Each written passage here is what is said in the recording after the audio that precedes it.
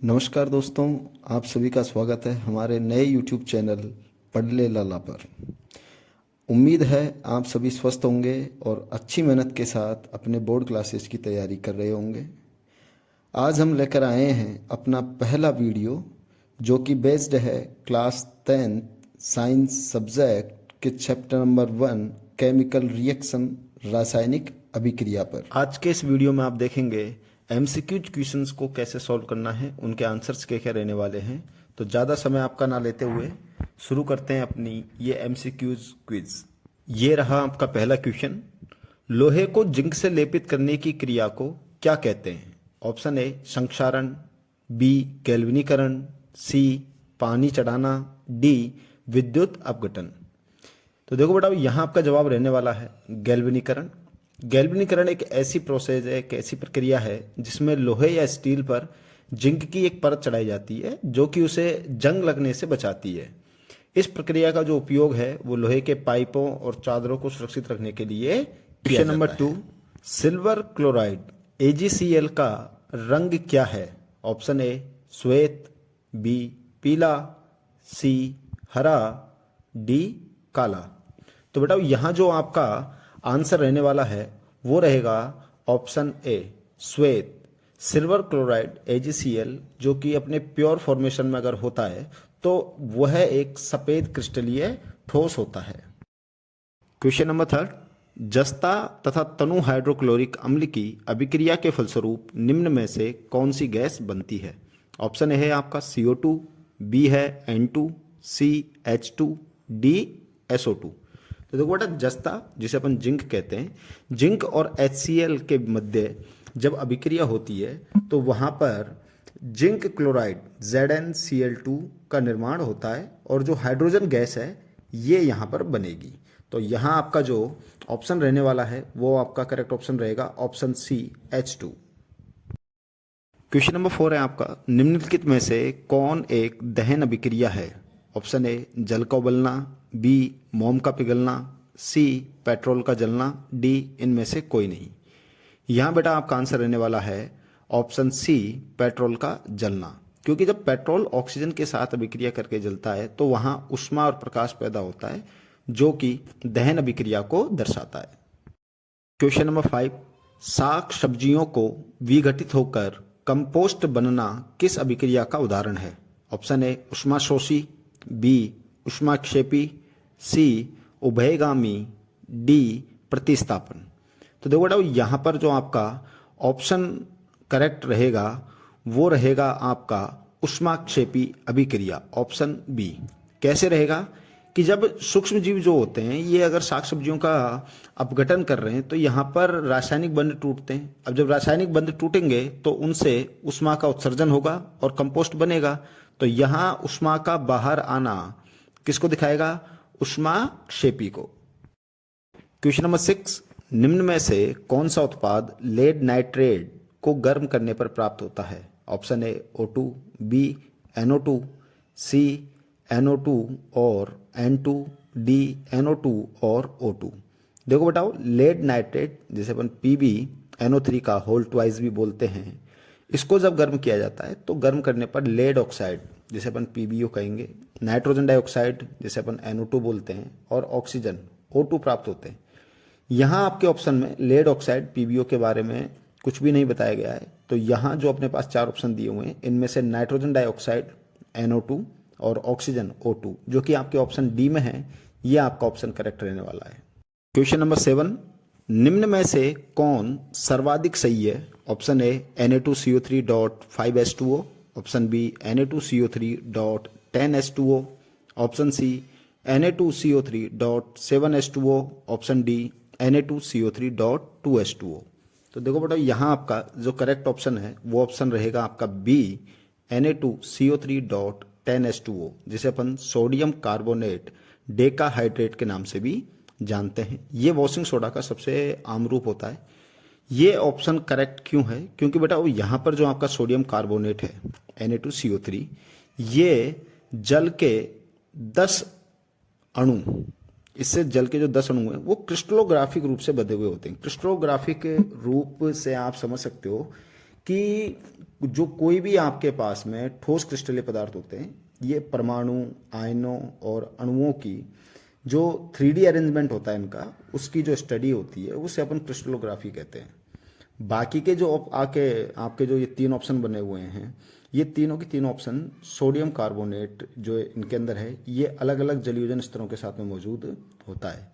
जैसे आपका option C है, जिसे अपन हेप्टाडाइट्रेट कहते हैं, और जो आपका ऑप्शन ए है पेंटाहाइड्रेट है, Na2CO3.5H2O, ये बहुत कम सामान्य रूप के अंदर प्रचलित है। तो आपका जो एग्जैक्ट ऑप्शन रहेगा यहाँ पर, वो ऑप्शन रहेगा ऑप्शन बी। क्वेश्चन नंबर 8, निम्नलिखित अभिक्रियाओं में अपघटन की अभिक्रिया कौन सी है? चारों ऑप्शन आपके सामने दिए गए हैं। तो यहाँ बेटा जो आपका आंसर रहने वाला है वो रहेगा ऑप्शन सी, 2KClO3 arrow 2KCl plus 3O2। क्यों रहेगा? एक्सप्लेनेशन में आप बता सकते हो कि जो आपका यहाँ पर अभिकारक है पोटेशियम क्लोरेट, जब इस पोटेशियम क्लोरेट को गर्म करते हैं अपन, तो गर्म करने पर ये पोटेशियम क्लोराइड और ऑक्सीजन में टूट जाता है, जो कि इसके अपन कह सकते हैं कि पोटेशियम क्लोरेट के अपघटन को दिखा रहा है। Question number 9, Fe2O3 plus 2Al, इससे बना आपके पास में Al2O3 प्लस 2Fe।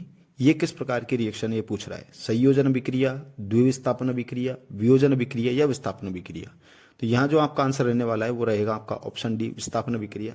क्योंकि आप देखो फेरिक ऑक्साइड और एल्यूमिनियम के बीच में अभिक्रिया हो रही है, तो एल्यूमिनियम क्या करता है, यहाँ से फेरस को प्रतिस्थापित कर देगा और एल्यूमिनियम यहाँ पर एल्यूमिनियम ऑक्साइड का निर्माण करता है, फेरस अलग रह जाता है, जो कि विस्थापन अभिक्रिया को दिखा। क्वेश्चन नंबर 10, लौह चूर्ण पर तनु हाइड्रोक्लोरिक अम्ल डालने से क्या होता है? ऑप्शन ए, हाइड्रोजन गैस एवं आयरन क्लोराइड बनता है। ऑप्शन बी, क्लोरीन गैस एवं आयरन हाइड्रोक्साइड बनता है। ऑप्शन सी, कोई रिएक्शन नहीं होती है। ऑप्शन डी, आयरन लवण एवं जल बनता है। तो देखो बेटा यहाँ पर आपका जो आंसर रहने वाला है वो रहेगा आपका answer option A, hydrogen gas एवं आयरन क्लोराइड। क्योंकि Fe और HCl के बीच में जब रिएक्शन होती है तो यहाँ पर आपका फेरस क्लोराइड और हाइड्रोजन गैस का निर्माण होता है, जो कि आपके ऑप्शन ए में है। क्वेश्चन नंबर 11, श्वसन किस प्रकार की अभिक्रिया है?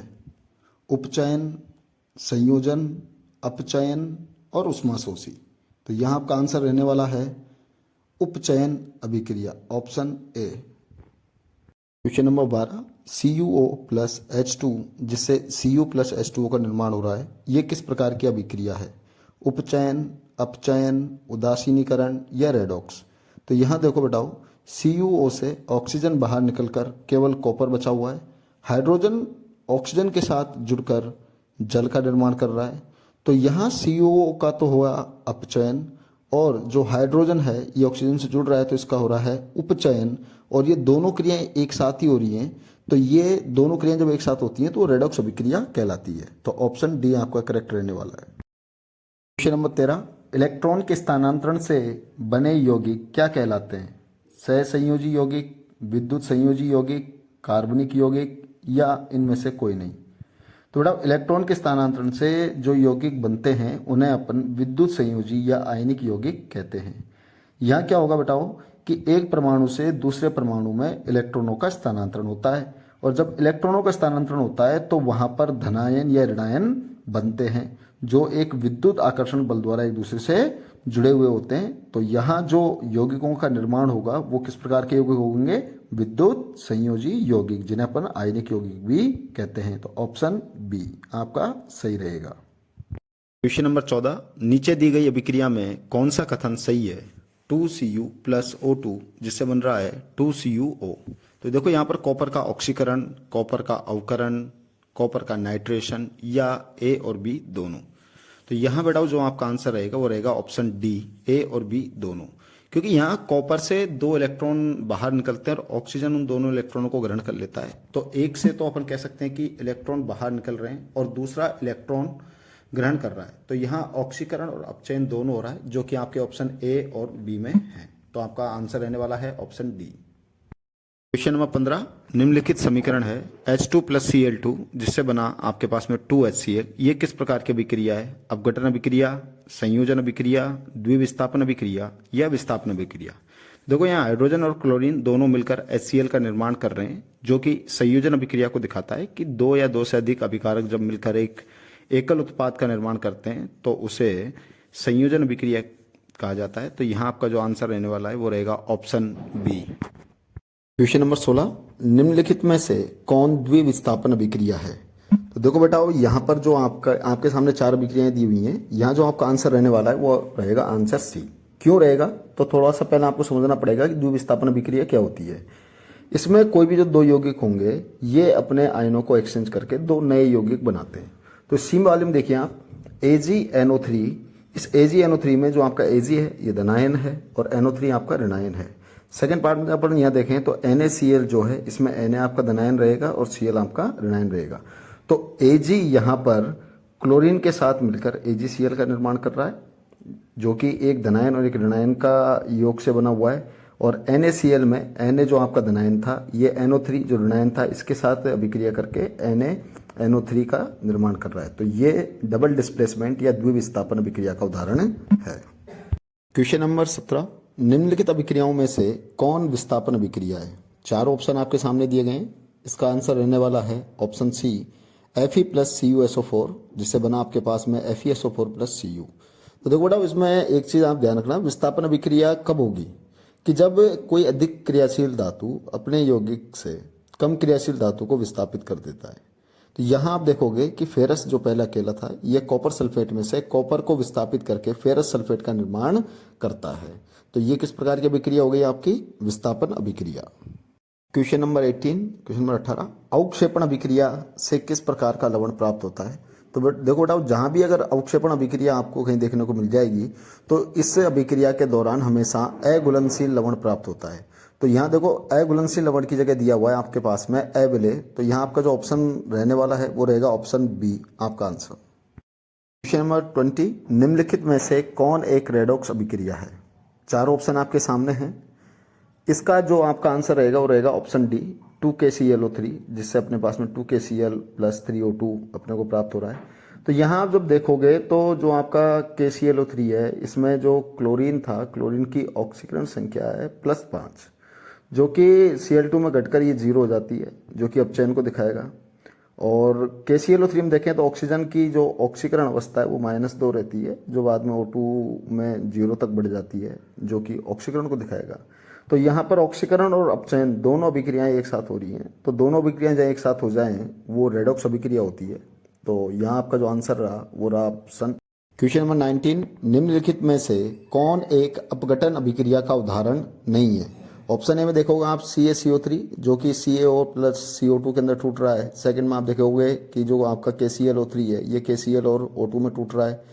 ऑप्शन सी के अंदर हाइड्रोजन और क्लोरीन मिलकर HCl का निर्माण कर रहे हैं। और ऑप्शन डी में है कि मानव में भोजन का पाचन। तो यहाँ पहले, दूसरे और चौथे ऑप्शन में आप देखोगे कि यहाँ जो भी आपके पास में अभिकारक था ये टूट रहा है, जबकि ऑप्शन सी में ये हो रहा है कि 2 अभिकारक मिलकर एक उत्पाद का निर्माण कर रहे हैं। तो यहाँ तो अपघटन होने की बजाय संयोजन हो रहा है। तो ऑप्शन सी में संयोजन अभिक्रिया रहेगी। बाकी जो आपके ए, बी और डी हैं ये तीनों की तीनों अपघटन अभिक्रिया का उदाहरण है। तो आंसर रहने वाला है ऑप्शन सी।